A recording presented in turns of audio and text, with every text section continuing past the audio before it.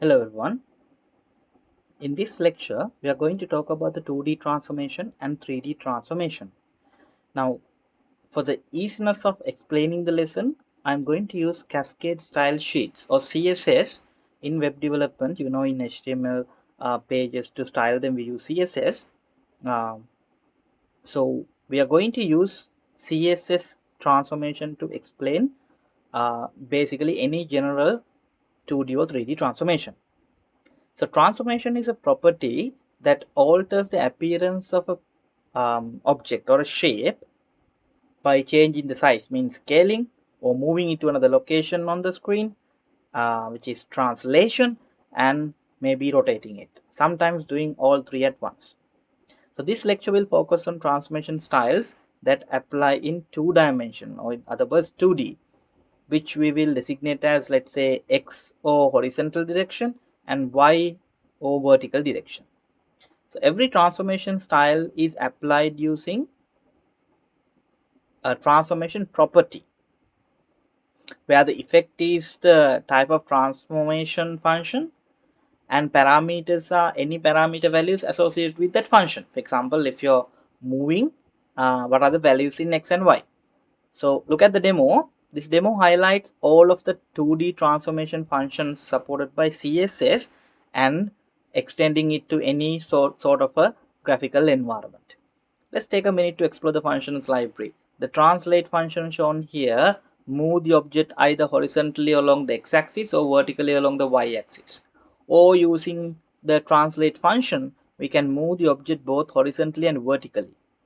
The family of scale function shown here increase or decreases the size of the object, where the scale x changes the width of the object, and if negative scale x values are used, we get a mirror image of the object in the horizontal direction.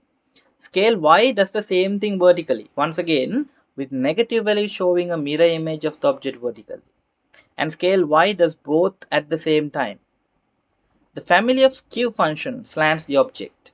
So the skew x will slant the object along the x-axis, skew y does the same thing along the y-axis.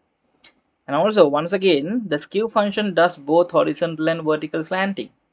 Finally, the rotate function rotates the object either clockwise with positive angles or counterclockwise with negative angles. All of these transformations are done relative to the object center.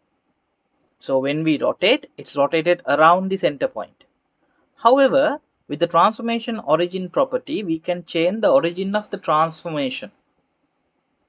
For example, moving the origin to the right bottom corner causes the object to rotate around that corner. Transformation origin also applies to skew transformations. With the origin set to right bottom, the object becomes standard or slanted relative to the right bottom corner. Finally, if I scale the object will either increase or decrease relative to the corner or the edge that is specified in the transformation origin property. So translations are not affected by transform origin property. Since translations are always done relative to the default location of the object, whatever that may be, I'm going to use a transformation style on this web page containing an image of a greeting card. You also can see the greeting card. So I want to set up transition so that when the user moves the mouse pointer over the greeting card, the card will open, showing a message underneath. Now I have stacked the cover image on top of the inside messages. So the transformation just need to move the cover out of the way. So I'll first define the initial style for the object.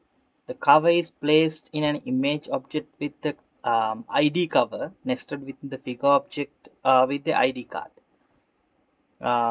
So let's create a scale X transformation that by default is set to 1. In other words, not changing the size of the object at all. Well, for fun, I'll also add a box shadow for this cover, setting the offset to 5 pixels so we can see it nicely.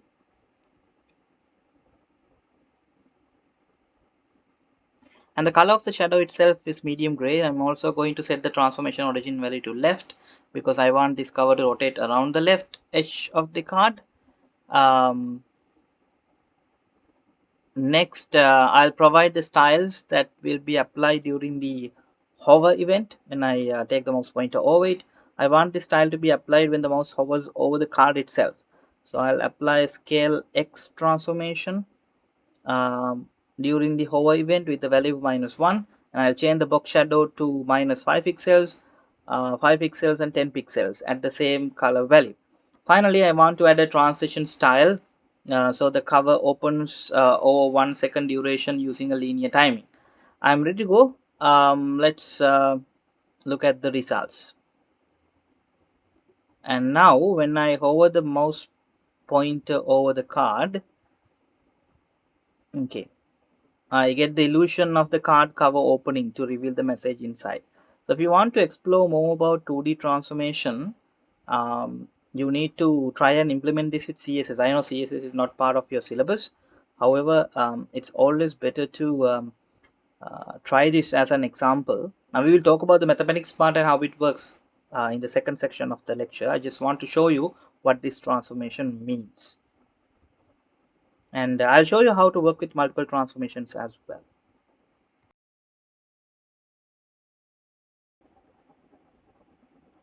So we explored how to apply a single transformation to a page object using the CSS transform style.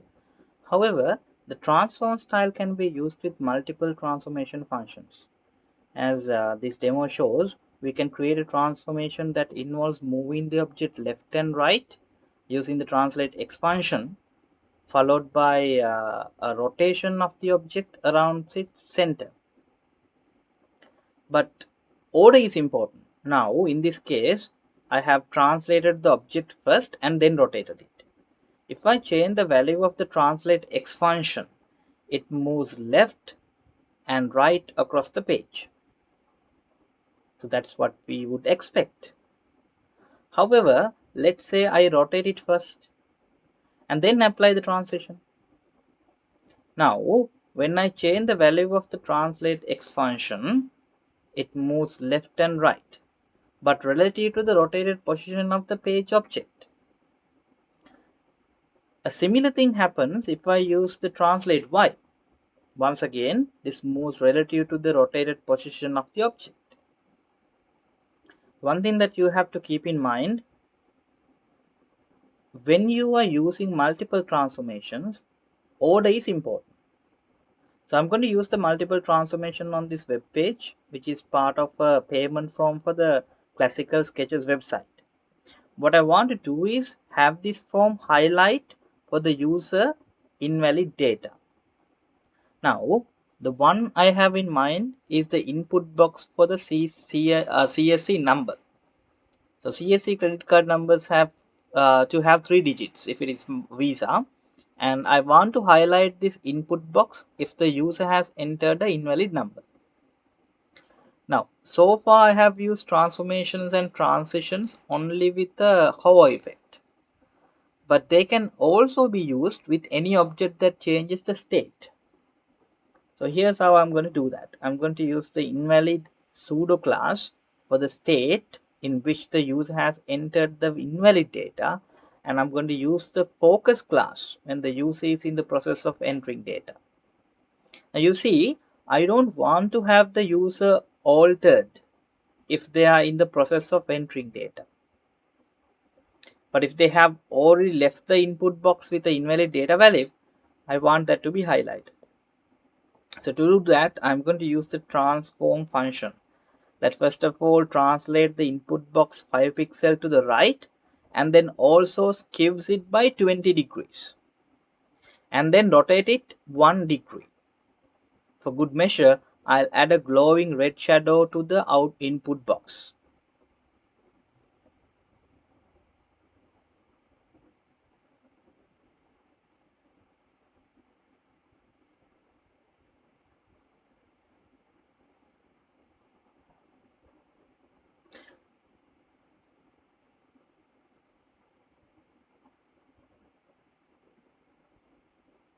Once again, To alert the user that a mistake has been made, I'm going to use a glowing red shadow to the input box.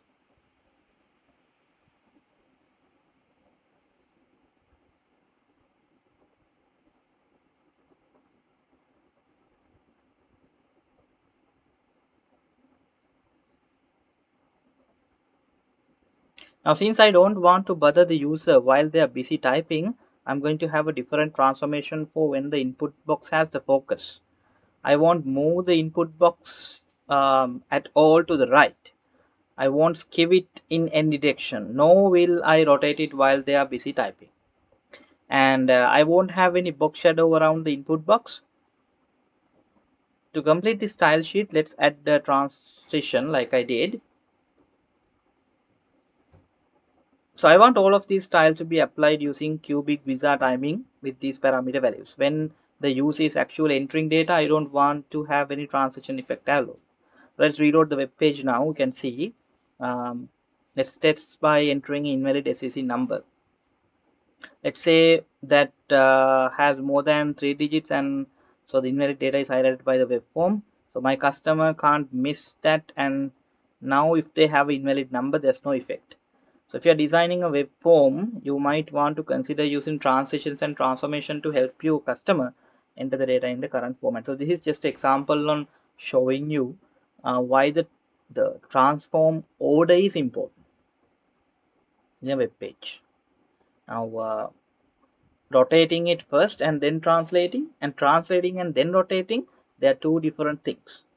That's what you have to understand. Now again, the mathematics part of it, the matrix calculations, we will discuss in the second part of this chapter. I'm just showing you user case scenarios where we are using it. Try to understand how the calculations are happening and how we can control these using so I'm using CSS as example, but this is very common for all the graphical softwares and interfaces and also the environments. So we looked at 2D transformation styles for moving page object, resizing them, rotating them, and skewing them. All of these transformations are ultimately applied through what are called matrix transformations. Now I told you that in the first part we are not going to focus on the mathematics much, but in the second part we do. So I thought there'll be we'll include small mathematics part here, but we will discuss in detail in the second part. Well, I'm going to try and keep the math pretty light and friendly, but it is good to know something about matrix transformations, because as you advance in your knowledge of transformations, you may run into some advanced requirements, like certain effects that you want to apply. So there you might want to use the metric transformation. So consider this gentle and quick introduction to the topic. If you ever work with matrix, you know. But anyway, this matrix, which 9 values are arranged in square matrix, that's the 3 rows high by 3 columns wide. One of the reasons that matrices are used for creating visual effects is that they enable us to apply mathematical operation to a whole array of numbers. To multiply two matrix, we calculate the sum of the products from each row in the first matrix by each column in the second. Thus, multiplying the two 3 by 3 matrices shown here in the result is another 3 by 3 matrix that contains all the product sums of every row and column combination. Now, let's say that I have a point on my web page that's set to page coordinates 200 by 50. That position would be represented by 3 by 1 matrix, in which 200 contains the x coordinate of the point and 50 contains of the y. So if I multiply that matrix by 3 by 3 matrix that has 2 and 3 and 1 along the diagonal and 0 everywhere else, I end up with another 3 by 1 matrix, which the first value is doubled from 200 to 400 and the second value is tripled from 50 to 150. So in essence, this is a transformation matrix that rescales the coordinate of a point on the page, doubling the x coordinate and tripling the y coordinate. Here's another matrix in which I have placed 80 and 70. Let's look at that example as well. So 80 and 70 in the third column of the matrix with ones along the diagonal and zeros everywhere else. The effect of this matrix is to change 200 value to 280 and the 50 value to 120. So this is a matrix transformation that translates the 1 point from coordinate 200, 50 to point 280, 120. As interesting as all this may be or not, depending on how much you love mathematics, how does it relate to the CSS transformation tile? So how does it relate to object movement? Well, the answer is that all CSS transformations are ultimately based on one transformation matrix, and CSS allows you to write the transformation matrix directly using the matrix function shown here. So you can see it on the screen. The values from the matrix functions are laid out with the first two numbers representing the first two numbers of the first column of the transformation matrix, the next two numbers containing the value from the second column, and the last two numbers containing the value from the third column. You might wonder why the matrix function doesn't include any numbers from the last row. Well, we don't need to include those numbers because they are always 0, 0, 1 by definition. The last row is only there to make the matrix multiplication work. So we will dig deeper into the matrix function. You might consider looking at the second part, but don't jump ahead. We will go through this and then we will discuss about it. So in this page you can choose from 1-6 pre-designed transformation matrix, or you can enter the value by yourself. For example, if I enter the value 0.8 and 0.6 in the scale matrix and then apply the matrix, I will have rescaled my image by 80% of the width and 60% of the height. On the other hand, if I set the value to 100 for the x coordinate and if this matrix is 150 for the y coordinate, I have transition that moves the image 100 pixels to the right and 150 pixels down. So rotations and skews are done by specifying the angle and then calculating either the tangent of that angle or the cosine and the sine. We'll discuss about in detail. For example, if I want to rotate this object by 45 degrees, I would use this particular matrix and then and that's the result of the transformation. Now CSS doesn't actually calculate sines and cosines and tangents, but in any other graphical environment you can. So what I have here for you is that in this demo it's a quick overview for the matrix transformation. Now if you're just beginning with CSS, or if you have never used CSS, don't worry, okay, this is just a work as an example. So we are quite not done with the matrices yet. We saw in the previous part that we can combine CSS transformation by applying the transformation options in space separated list. The same thing can be done with the matrix transformations, though with matrix transformation you have to multiply the matrices in order which the effects are applied. Again, I'm emphasizing I'm using CSS as just an example to show you what we are talking about. What are these transformations? Okay. For example, here a multiplication of three transformation matrices. The first matrix rescales the figure, the second matrix cubes it, and the third matrix translates it by 40 pixels to the left and 50 pixels down. Let's use the demo to multiply these three matrices and apply them to the image. So here's the result of multiplying these three matrices. This is what the matrix function will look like, and here's the resulting image. But order is important with this transformation. So here are the three matrices again, but arranged in different order. So let's multiply them together. I end up with this matrix transformation, this matrix function, and slightly different result. Now there's nothing in CSS that will allow you to multiply matrices like shown in this demo. So you would have to use separate software program to do your matrix calculation, or you have to do it by hand like in the second part. Thus matrix transformations are most often used with external programs written in JavaScript or any other programming language that can generate multiple matrices. However, since most computer imaging programs and the science behind them rely on matrix transformation to achieve the effects, you will want to understand how to apply matrix transformations directly within your CSS code if you are using CSS. So if you're going into deeply visual effects and transformations. Now let's talk about 3D space. Let's expand our understanding of 3D transformation, and we will extend our knowledge into the third dimension. Before discussing 3D transformation, we need to get a basic understanding in how 3D objects are rendered. In 3D space that's projected onto, let's say, a web page or a 3D graphic environment, we define positions in terms of length, width, and depth, or you can say length, width, and height.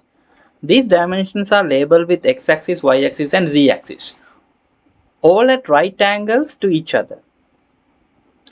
And the x-axis goes horizontally left to the right across your screen, and the y-axis goes vertically from top of the screen to bottom, and the z-axis goes from the back of your screen.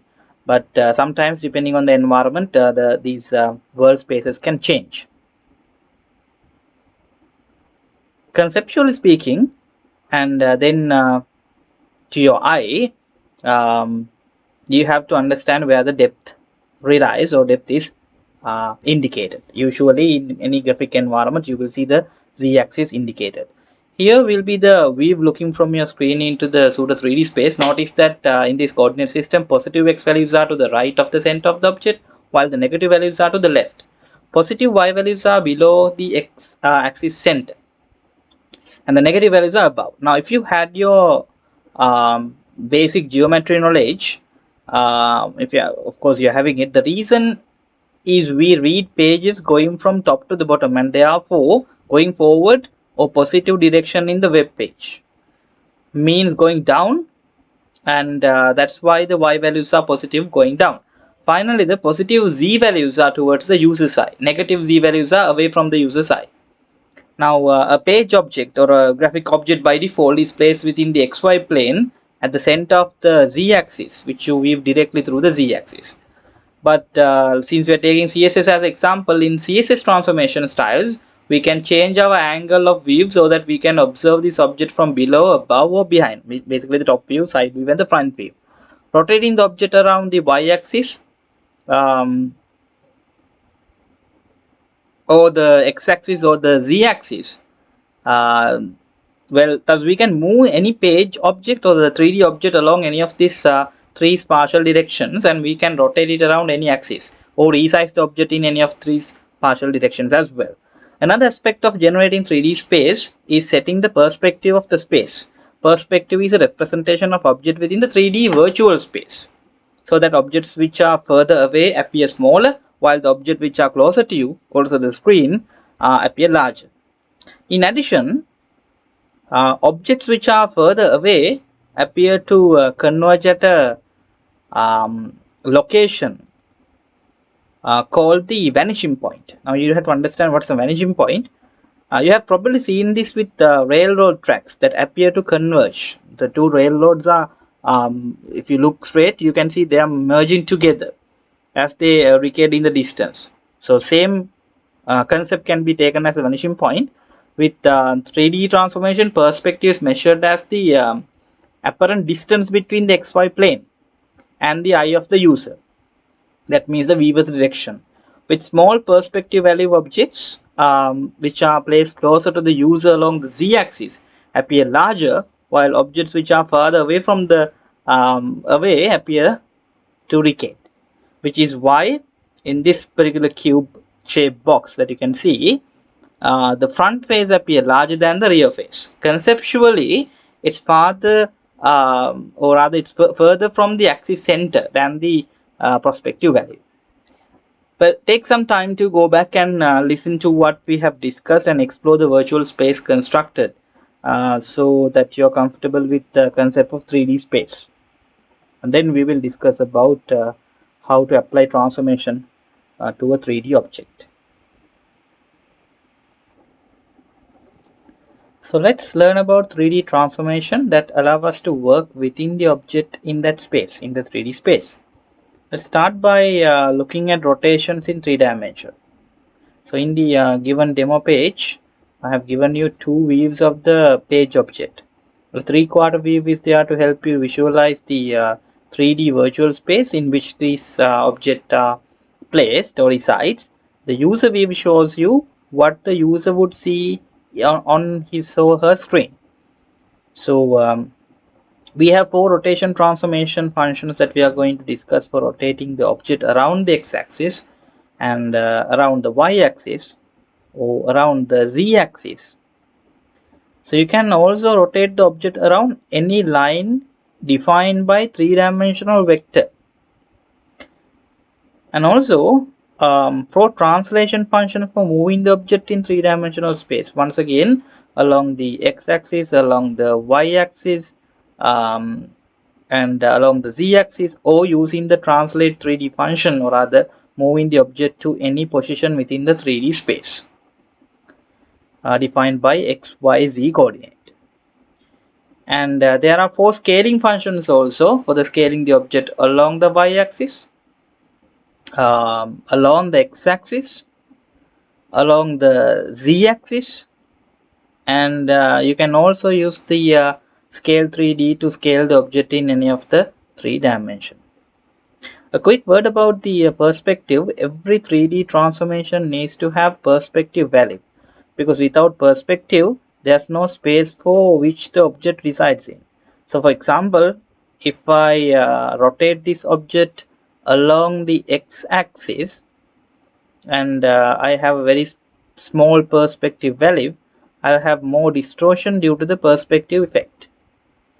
But if I increase the perspective value, there's less distortion.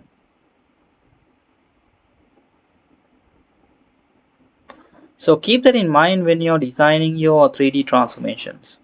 Like 2D transformations, 3D transformation also support the transform origin property, from where we are going to rotate. The default is to have all the transformations around the center of the object. But if I change the transformation origin to top and left, when I rotate the object, it will rotate it around the top edge of the object container. And if I rotate it in the y direction, it will be rotated around the left side of the object's container.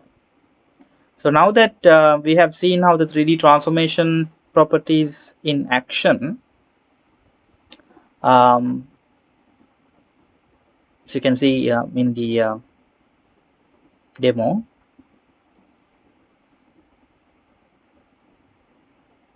So let's return to the green card page we used in the earlier section. Recall that to create the effect for card opening, we use a 2D transformation effect.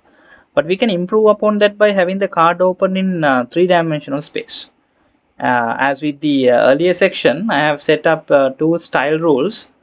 One for the style rule applied to the object in the default position, and the second style rule applied to the object during hover event when I take my mouse pointer. So by default, I'll set up a transform for the object that establishes the 3D space by setting the perspective value to 600 pixels. And rotating the object around the y-axis 0 degrees. That's also done. So in other words, rotating the round y-axis in 0 degrees means this transformation does not change anything at all about the object. So I'll set the value of the transform origin property to left center, and I'll add a box shadow to the object just like we did before when the mouse pointer hovering over the card. However, I want to change the object using a transform style that once again establish 600 pixel in space in 3D, but rotates the object around the y-axis by, let's say, negative 180 degrees. So let's set that up so I can see the rotation and the difference. So I'm going to set the rotate y to negative 180. And we also move the box shadow, placing it to the left and below of the object, but will keep the color of the same. So finally, I'll establish a transition having the rotation of the object occur in 1 second using linear timing. So let's save the changes.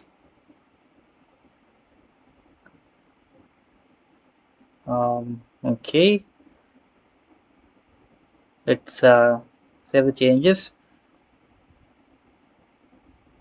and look at the result. And now we get a nice pleasing effect to the card's cover appearing to come out of the page towards the user. So you can explore the ways of creating this effect, for example, by having the card open vertically, and well, different options are available. So this is to give an idea about the 3D space and how it works. I showed you how you can change your page objects using 3D transformation. So let's explore multiple transformation function applied to 3D space together. So this page will allow you to apply multiple 3D transformation in any order. So far, for example, I can translate this object horizontally along the x-axis. Now, as with 2D transformation, and also vertically along the y-axis, and then rotate the object around the x-axis. Now, as with 2D transformation, order is crucial. These transformation functions are applied in order of which they are listed. So for example, if I now move the object along the x-axis, it moves relative to the y-axis of the 3D space, and if I move along the y-axis, it moves relative to the y-axis of the 3D space. But let's say I rotate it first and then translated it. Now when I move it, it's moving relative to the object's orientation in 3D space. Moving up and down means moving up and down in the direction in which the object has been rotated. So let's apply the idea of multiple 3D transformation to the slideshow we created in the first part. I want to apply a new effect in which these figures which are stacked on top of each other are flipped off and move to the right. So once again, I have two style rules. One is the initial state of the object, and the other one is the state of the object when the mouse is hovering over it. For the initial state, I create the below transformation, 3D transformation. I'll set the perspective value to 1000 pixels. It's set it to 1000, and I'll translate it along the z-axis, 0 by 0 pixels. I'll rotate it around the y-axis 0 degrees, and I'll rotate it around the x-axis by again 0 degrees. And then finally, I'll scale it in 3D to the values of 1, 1, and 1.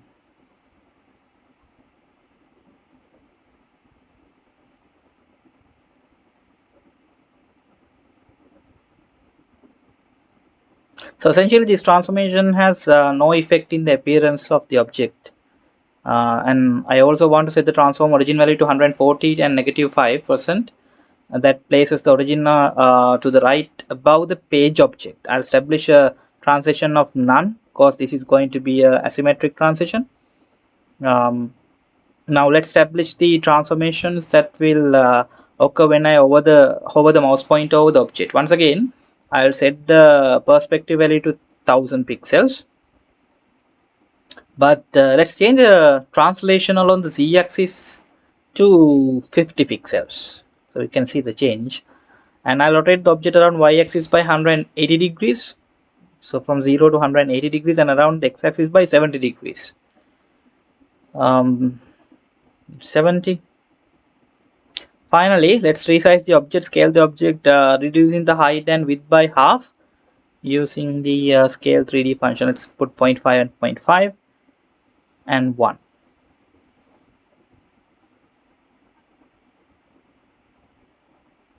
Okay, that's my 3D transformation for both initial state and the end state. Now let's save our changes and view the 3D slideshow in action. Okay, and there we have it. It's an interesting visual effect as the figure in the show are presented prominently on the page and then flipped backwards to the right side. So when we talked about the 2D transformation, we learned that all the 2D transformations are ultimately applied as metric transformations. The same is true with 3D transformations. So let's go back again and talk about matrices.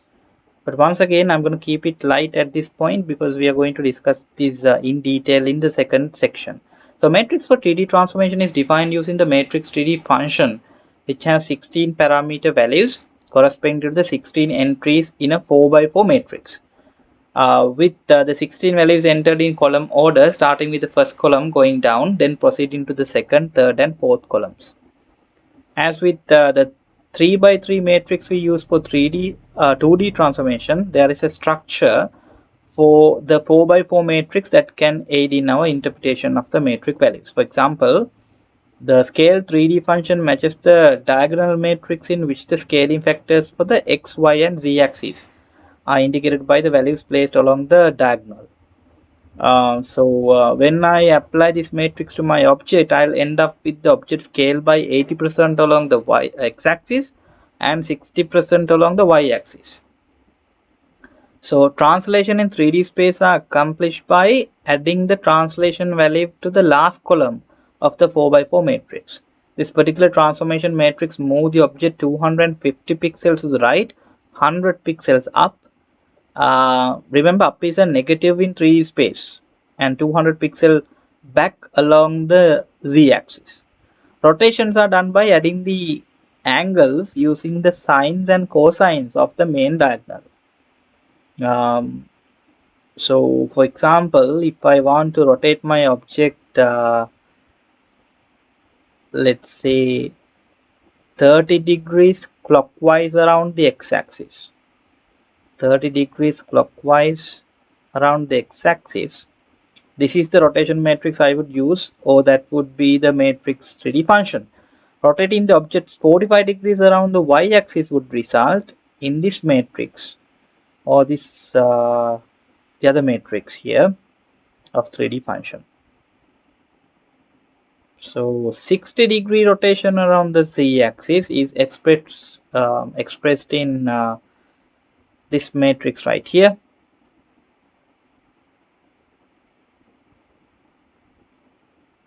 As with the 2D matrix transformation, we can combine several 3D transformations by multiplying the matrix corresponding to each transformation. Once again, transformations are applied in order in which these matrices are multiplied. So calculations and the interpretation will get more complicated than we can cover in the first section. So that's why I said I will do it in the second section. But keep your interest, okay? It's going to be a easy one to understand. For example, if I translate this object along the z-axis, rotate it around the x-axis, and then rotate it again around the y-axis, I'll get that type of a transformation matrix. Or this expression for the matrix 3D function. Like that. Note, by the way, that all functions in the transformation styles are involved in calculating the final contents of the 3D matrix, including the function for setting the perspective of the 3D space. Now, if you are programming an application in JavaScript or any other language, or something like OpenGL, you can get access to this computer transformation matrix using the get computer style and the get property values, get property value properties of the window object. So that is something that we need to look at in terms of programming languages. But now I think you have a clear idea how 2D and 3D translations, their importance and how they work. So I have to highlight the fact that I have used CSS in order to give you understanding on the practical applications of this transformation. Now in computer graphics and rendering, it doesn't matter whether it's a 3D environment or a 2D environment. Whatever the case, your 3D and 2D objects will be manipulated using matrix. So this is just to show you what sort of calculations are happening inside and how you can use these matrices in your certain programming languages as well. Now here I use the CSS transformations for you to create very simple effects. But with any programming language or in something like OpenGL even, you have the ability to get these to use. because we are learning theories, but the practical application we have to understand. And if you're implementing something like a, let's say, application for designers, or if you're creating a tool which allows other people to draw shapes and everything, so this is the basics of how these things are connected and how these things work. So any graphical representation of movement, rotation, skewing, reflections, anything can be represented in terms of a matrix, and you will be able to calculate basically this is how your PC calculates, your CPU, the graphic card calculates the new coordinates, and how these objects are rotated or scaled, or how they are moved. So we will talk about the matrix calculations and how you can actually put some values and do the calculations in the next part. But I did this part first because you will be able to understand the practical applications, like I said, how these are used in real life. Then we can go to the mathematics part and learn and calculate things, and we have to use the special translation matrix, rotation matrix, scale matrix, and for the reflection and skewing we have two other matrices. So we will be able to do the calculations. And if you are not familiar with matrices, if you haven't done matrices so far, please let me know in the forum section. I believe that for mathematics you have already done it, so if not, I have to go through the matrices as well. Very quickly we can cover it, but if you have done it already, there's no point. So let me know that in the your forum section as well. And again, if you have any questions, please post it in the forum sections, so I will be able to attend to your questions. All right, so we'll meet again in the second part of it, which is the matrix calculations.